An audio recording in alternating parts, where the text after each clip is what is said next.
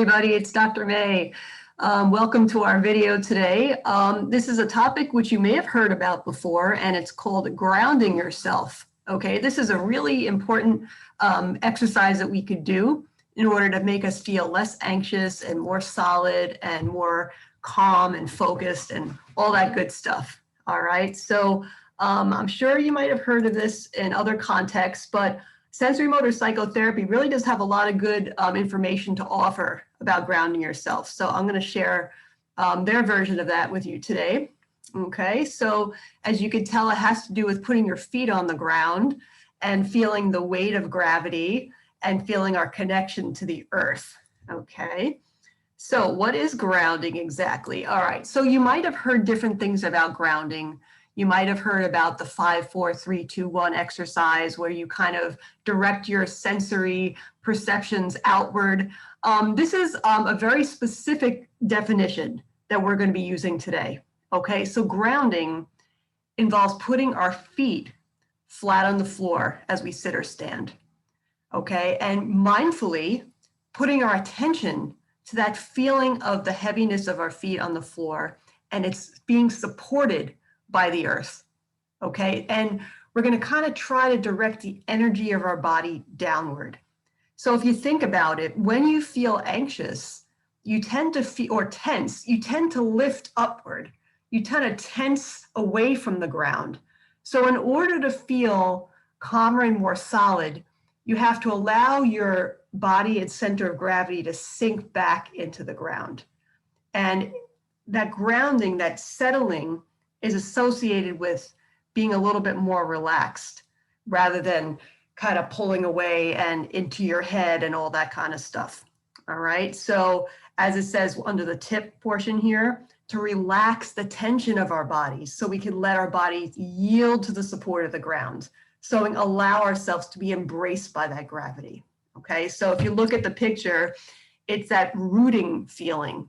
So the woman in the picture, I'm assuming it's a woman, her foot that's on the ground is connected to all these roots in the earth. Okay, so we could use images like that to help us. Okay, here we go. So if you think about it, grounding is kind of important because it's even made its way into our common slang.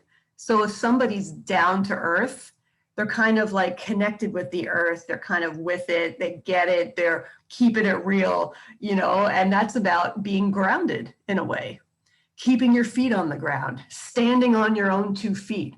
So it's kind of like you're able to support yourself. You're able to, you know, have some kind of choice and agency in your life if you could stand on your own 2 feet. Standing your ground, not letting yourself be pushed around by somebody or overly swayed by other people's opinions, right? Being able to be a little firm and solid. Holding your ground, same kind of thing. All right, so the physical act of grounding helps us develop these qualities. Okay, so here are some of the benefits of being grounded because there's a really strong mind-body connection. So when we do the grounding exercises, which we'll go over later with our bodies, it helps us to shift the way we feel about ourselves and the world. So when we're grounded, we tend to be more confident, solid, strong, a little more secure in ourselves and our convictions, and able to support ourselves, right? Just like the ground supports us, we feel like I can just be myself. I could be clear in what I believe, and I could put that forth and be okay with that. It helps me to be a little more reality-based, like down to earth is being based in reality, keeping it real, kind of balanced, strong enough to respond flexibly. So it doesn't mean like I'm so solid that I'm inflexible, that I'm rigid, right? It just means I'm solid enough to kind of stand my ground when necessary, but also clear enough to be able to be flexible when necessary. And not to just be impulsive and respond, you know, based on whatever emotion or thing is going on, but to be a little more focused in my ability to have a wise mind, ability to respond rather than react to a situation. Helps me to be more focused, more firm, steady, stable, steadfast, and reliable. Okay, instead, if I'm not reliable, it's probably because I'm being swayed by something in the moment. If I'm able to be reliable, I'm able to be consistent based on my values. kind of important. But at the same time, while I'm solid, I'm not, again, overly rigid. I'm able to be light, energetic, and hopeful. So it's kind of like the picture here where there's like a lifting as well as a grounding. So you don't want to be pulled down too much that there's no lightness in there. So it's kind of like that nice balance, okay? So, however, if you've been through trauma in your life, or you've had issues with attachment problems, so difficult relationships with your primary caregivers, parents, it disrupts our sense of being grounded. So one of two things might happen. We might tend to be undergrounded, kind of like the picture of the girl on the left, where she feels like that kind of floaty, unattached, anxious, impulsive kind of feeling. Or you might feel overgrounded.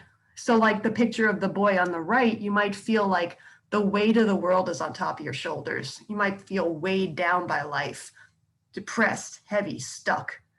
And so those are often the outcomes of not having that comfortable, secure attachment that people wish they had, which allows for more flexibility, more of that lifting as well as the solidity. So you kind of polarize and do one or the other, or sometimes flip-flop, depending on what time of your life you're in, So let's talk a little bit about undergrounding and overgrounding. So we'll start with undergrounding because the specific skills we're going to do for grounding today is probably a little more helpful for the undergrounding part, whereas the overgrounding could be helped in other ways, which we're going to go over briefly, but are also covered in later lessons, okay? So undergrounded, so that feeling of being a little too light, a little too floaty. So this is what it feels like. So here's some specifics. We're going to start on the left of the picture here. So we feel like energy rising up in our body, like too much, not just like a healthy lightness, but like a little too floaty and uncomfortable. We might feel like our eyes are widening. We might feel tightening in our pelvic muscles, which kind of feels like you're lifting up off the chair. Your legs and feet might feel cold or numb. So instead of feeling enough sensation in them to really feel the ground, they might not have a lot of sensation. You might even tense the muscles in your feet and kind of lift them off the ground, kind of like in the picture of that boy on the right. So you can't fully feel that connection and that solidity with the earth because you're kind of arching up. So your pelvis is arching up, your feet are arching up, your shoulders might even be raised, okay? So you're kind of having too much lifting and not enough solidity. You might even hold your breath. Your breath is lifting up and fail to exhale fully, which could make you feel a little bit more settled in. You might also lock your knees, which kind of creates that lifting as well, okay? Can you think of times when you felt that way? I know I can, okay? I'm sure we've all been through this.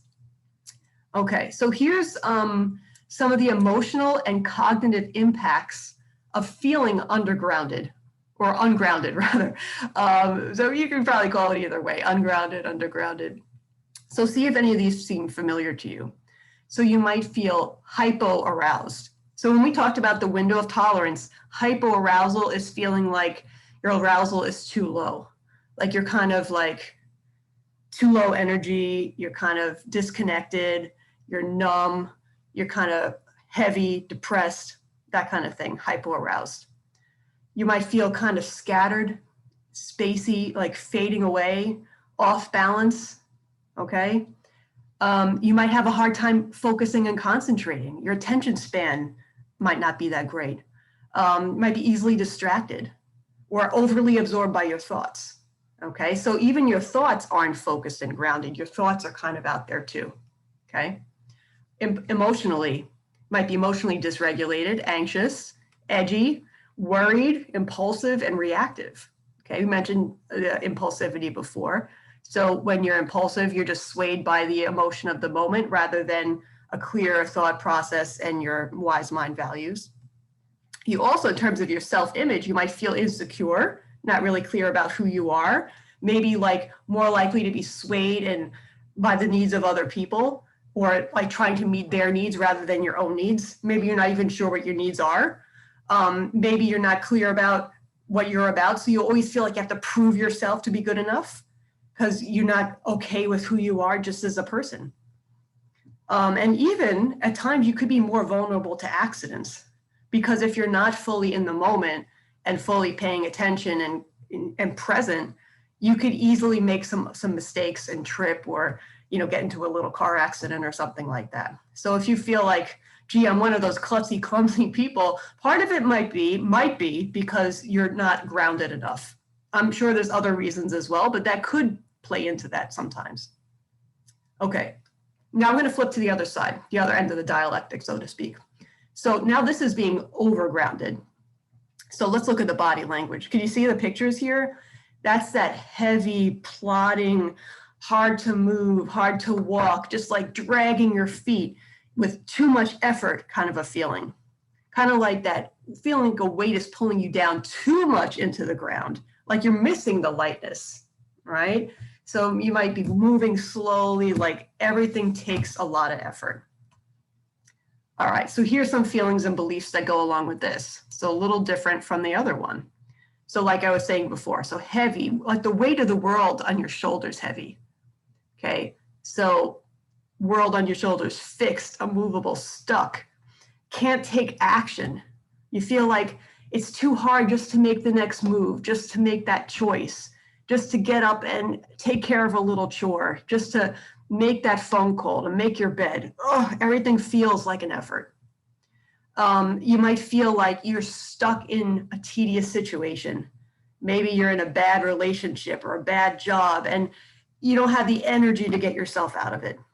You might even have beliefs such as like, it's all hopeless, life is hard, things aren't going to get better. So the beliefs confirm this feeling of stuckness, which you kind of physically sense in your body. Overgrounded, okay? All right, so here's some tips for relieving overgrounding, all right? So this is a little different from some of the grounding skills that we're gonna do later, because like, again, that has to do with more of feeling undergrounded and bringing ourselves back. So if we're too grounded, these are some things that could help here. So you can lift yourself back up by taking a nice breath, feeling your rib cage lift, lengthening your spine, okay? When we do the video about posture, this is gonna go along with the overgrounding more. So there's gonna be more details in that video. So stay tuned for that, it's gonna come later.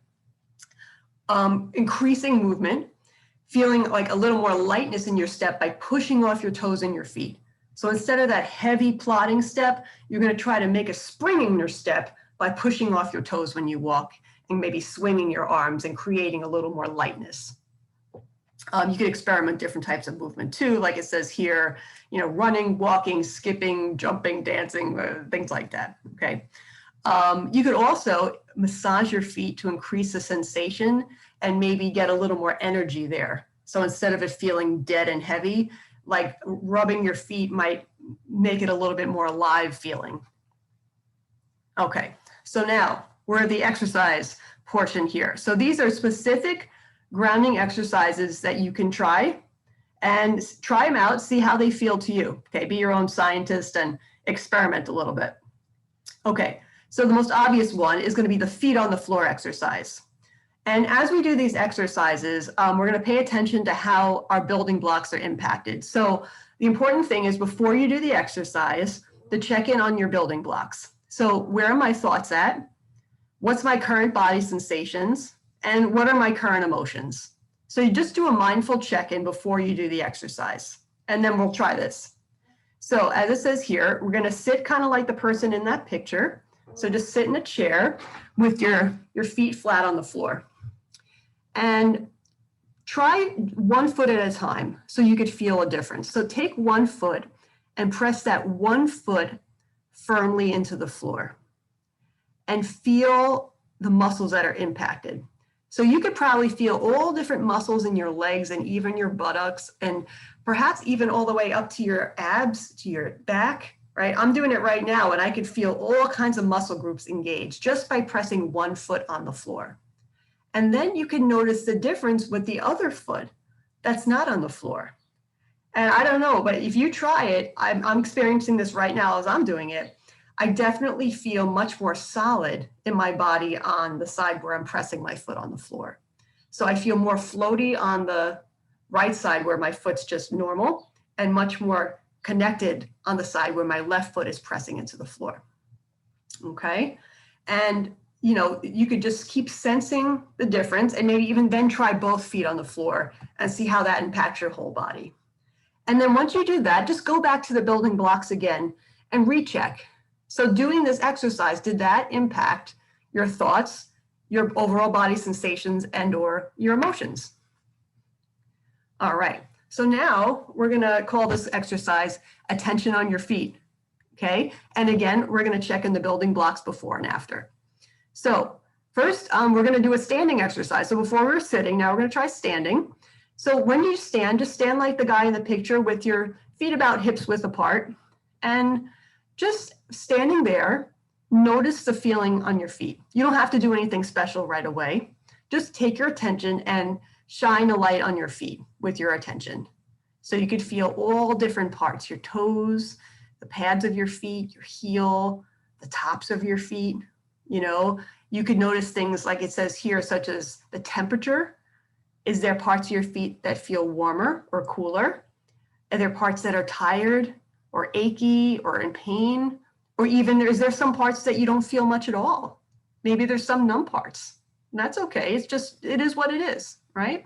Or there are relaxed parts of your feet. Are there tense parts of your feet? So just kind of use your sensation vocabulary to just kind of focus on your feet and notice what they feel like. Even just doing that can have an impact on your building blocks, because a lot of times we don't even pay attention to our feet, right? We're just going about our day doing our thing. Okay, so now we're going to try another exercise. So while you're standing, just hold onto a piece of furniture just to steady yourself. So like in the picture there, the woman's just holding onto the back of a chair. So anything like that is fine, so long as, you know, it's solid enough to hold your weight and you're not going to, you know, knock it down or fall down. So then we're going to do 1 foot at a time. So I want you to stand with 1 foot and lift 1 foot. And then on the foot that you're lifting, just kind of rotate it around a little bit, wiggle your toes, just kind of get the circulation going. And notice the sensations of the foot that you're wiggling around that you've lifted and what that feels like. Okay, and then you could switch and do the other foot. And then just comfortably rest both feet on the ground and just settle down. Feel like they're just melting into the floor. So just relax them into the ground, all right? And just notice the sensation. Just mindfully feel what that's like, and then recheck in on your building blocks. Okay. All right, so next. So this is something we could do with grounding with a different part of our body. So we focused on the feet and sensations that then came from there. So now we're going to do what they call our sit bones, which is basically, it's like the bones that are inside your rear end, all right? And when those feel like they're solid in the chair, that's another form of grounding. So you could pay attention to what that feels like. So we're going to sit on a hard chair to increase the sensation in your butt. If you sit on a soft couch, you're not going to feel it as much, all right? So you don't have to be uncomfortable in a position like this for an extended period of time, but just for the sake of the exercise, all right? So sit on a hard chair, maybe a wooden chair, metal chair, with your feet flat on the floor, okay? And this time, we're going to shine the light of attention on our sit bones, okay? And we could do that also, but kind of just wiggling around in our chair slowly, noticing how they feel when you move from side to side or front to back, just a little bit, okay? So just really sense them, okay? Then settle down, get still, and then gently push down with your sit bones, but lift upward a little bit with your head. So like the girl in the picture in the middle there, so she's sitting up fairly straight because she's pressing down and lifting up, all right? So then we're just gonna, just imagine the downward pressure into the earth and feel the lightness on this side, and then recheck in with the building blocks. Okay, next, we're gonna use our breath to help us with grounding. So first, we're gonna check in with the building blocks again, okay? And you can do this sitting or standing, whatever works for you. So first, we're just gonna breathe naturally. You don't have to slow it down. You don't have to do anything special. Just put your attention on your breath as it is, okay? How often do we just accept something without messing with it, right? We could just sense our breath as it is without changing it. And at the same time, sense our feet on the ground, okay? I realize in the picture that that girl is cross-legged, but it's hard to find a picture with everything in it that I'm looking for. So sit in a chair still, you could breathe, but put your feet on the ground and sense your feet as well, okay? So use an image now. I want you to imagine drawing your breath up from the ground into the soles of your feet and up, right? And then letting it out, going down, send down through your legs and down through the soles of your feet and into the ground, okay? You could even imagine that your breath goes down to the ground and wraps around different roots and rocks and stuff in the earth. So it really kind of gives you those deep roots, okay? So we could use our imagination to help us ground using our breath, going all the way down and then all the way back up, okay? So just try that for a few minutes and then go back and recheck in on the building blocks. Okay, so we got to apply this to real life situations. So after we practice it in just a neutral situation, we could think about how can we use these techniques when we really need them. Okay, so when we actually feel ungrounded, when are we going to apply? So let's start out. So think of a situation where you remember feeling ungrounded in some way. So remember the window of tolerance that I have here? This was a few lessons ago. So think about when you were ungrounded, what was your arousal level? Were you hyper aroused, where you felt like really anxious and revved up and, and floaty and stuff like that? Were you in a high arousal but safe feeling, so energized but comfortable? Were you in a low arousal but safe position, so where you felt relaxed but a little bit chill, but okay?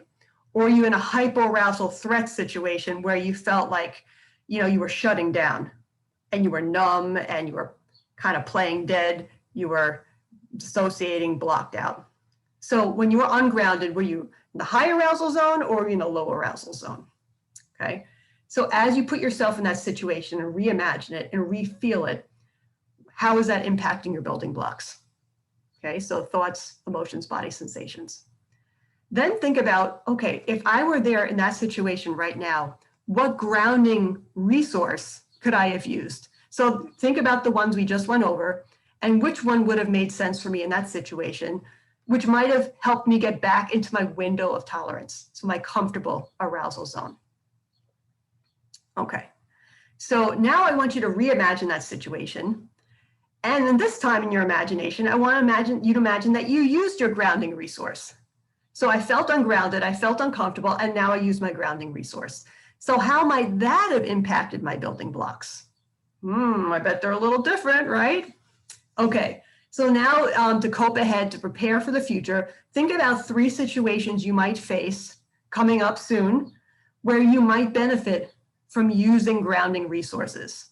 So plan ahead, think about when they might come up and what they might be, and which grounding resource you could possibly apply in that situation. Okay? All right.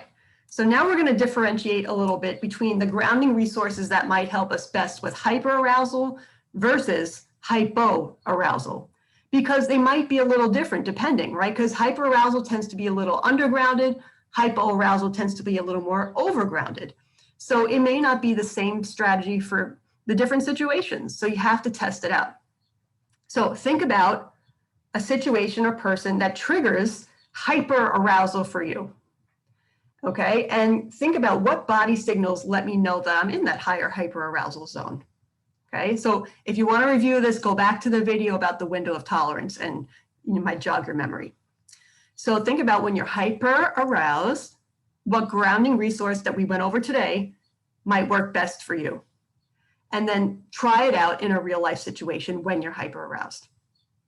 All right, so same thing for hypoarousal. So think about a time or a person that tends to make you low or hypo-aroused. So in that kind of low arousal zone, what body signals let you know that you're there? And then what grounding resource might help you feel grounded there? All right, so let's say you feel a little numbed out, a little spacey. What's going to bring you back to earth and bring you into a regular arousal, comfortable arousal zone, your window of tolerance, when you're low arousal? And then the next time you're in that situation when you're feeling that low arousal, give it a try and see if it helps you. Okay, and if it's not a perfect response, you could always experiment with different things in the future. All right, so we made it. So I hope that was useful. So this is a really helpful exercise that we could all try because it capitalizes on our mind-body connection, makes us feel more solid, more comfortable, more in the moment. So I hope this is useful for you guys. So thanks for listening, and I'll see you again soon. All right, take care, everybody.